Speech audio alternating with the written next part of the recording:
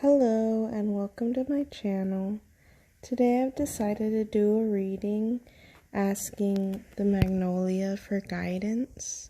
So the 4 cards I received were Flowering, the Source, Gracious Receptivity, and High Heart Chakra, Ecstatic Bliss. So for our first card, we received Flowering, and with this card, she's showing that she's receiving all of this abundance. She's able to spread her seeds, to spread her creativity and joy and bliss. She's not worried about the outcome. She's not worried about scarcity. She's just focusing on all the abundance within her and around her, and that it's all connected. She has both all the elements connecting her to everything, and she is in her divine power. She knows that she's already connected to the whole, and that she doesn't have to worry about what the end result will be.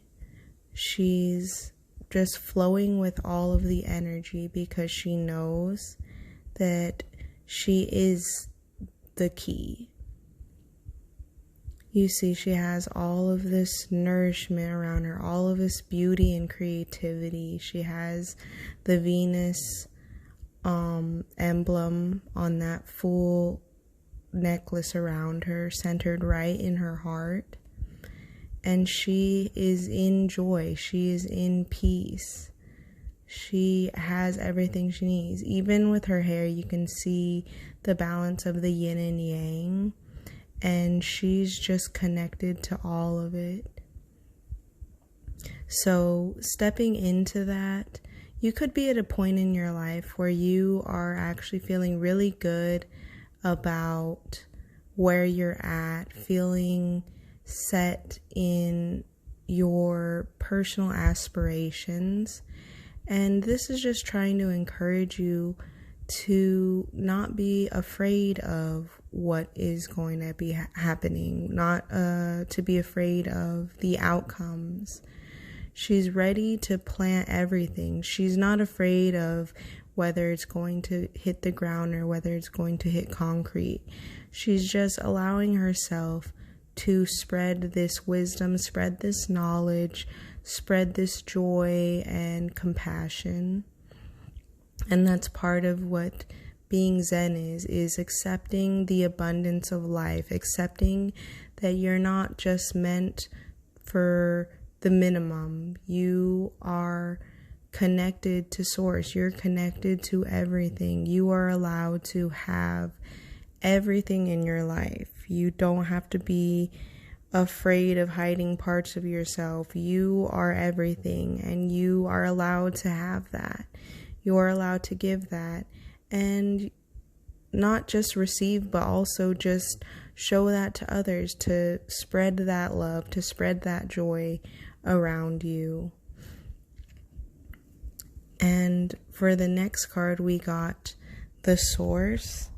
This is just a reminder that wherever you are at, you have this connection at all times to the Source, to whether you call it your higher self, whether you call it Creator, the universe. This is the lifeline we are all connected to. It connects us all to each other, and it connects us to our Creator or our higher energies. Whatever you feel more ascribed to, whatever you feel more connected to, this is your source. This is your lifeline, your energy that you can tap in at all times. You don't need to go to someone else. You don't need to go to a building. You don't need to go anywhere if you can stay connected to that. Obviously, things like going out in nature, connecting with your loved ones, that can help remind you of, these higher dimensions of that love. But once you're able to really sit with that connection, that you are that being, that you are connected to that, you could be anywhere. You could be in a dark room alone. You could be in any place. And once you can realize that source is you, that you are that, you don't need the external to tap into that energy, and it's available for you, whether you need time to rest or whether you need time to tap into this abundance and tap into that energy. Once you realize that you do have this connection, it's available at all times, whether you're in a place of abundance or whether you're feeling discouraged.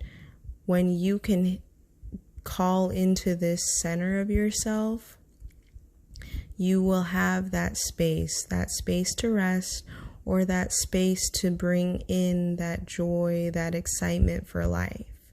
It's just reminding yourself that that is you. You don't have to only go through the external to find that.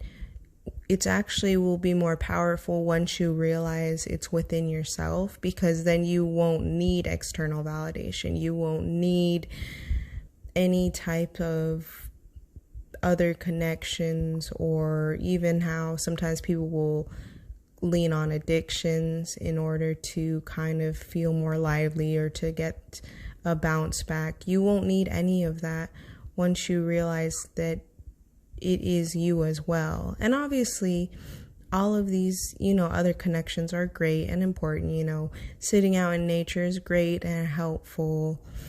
It's just, again, everything around you, it at different times can go away or can be unavailable, or you can lose it. So trying to just need that external validation, external excitement, it can sometimes be detrimental to people if they feel like they have to have that or need that in order to know who they are, or in order to feel like they can do certain things. It's once you're able to tap into that yourself, you'll realize that you are the answer, that you are the one who can give that to yourself, and it will help you mentally and spiritually become stronger. And it'll also help you shed that light onto those around you and help them tap into that as well. So for our third card, we got Gracious Receptivity. And this card speaks of really making sure you're taking time for gratitude.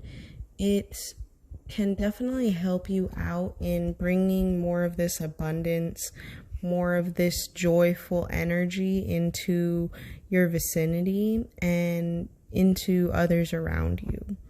So with the gracious receptivity, having that gratitude, it helps us give to others, and also it allows us to receive as well, because sometimes it can be easy, depending on the person. Either it can be easy to receive something and harder to give if you feel like you're being taken advantage of, or vice versa. There's people that are really good at giving to others, but when it comes to themselves, they feel guilty or insecure about receiving from others.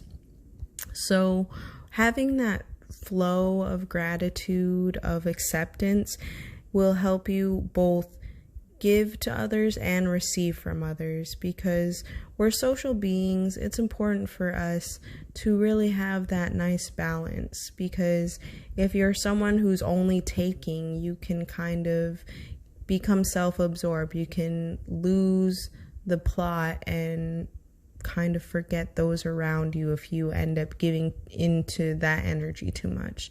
Just like if you are more of a giver, then that can also deplete you, and then you start to get a scarcity mindset in like, oh, people are using me, people are taking from me, or just feeling burnt out from not receiving enough. So having that balance of both giving and receiving will really help out. And if you're feeling stuck at all, it could be a good time for you to just think about the things that you're happy about in life, the things that bring joy to your life, the things that you're looking forward to, because it's helpful in times where you're feeling a little tired, feeling a little unsure about things, to just remember like of the things that we do have in life, of how far we've come, and of the things that are currently bringing joy in our life, so that we're able to really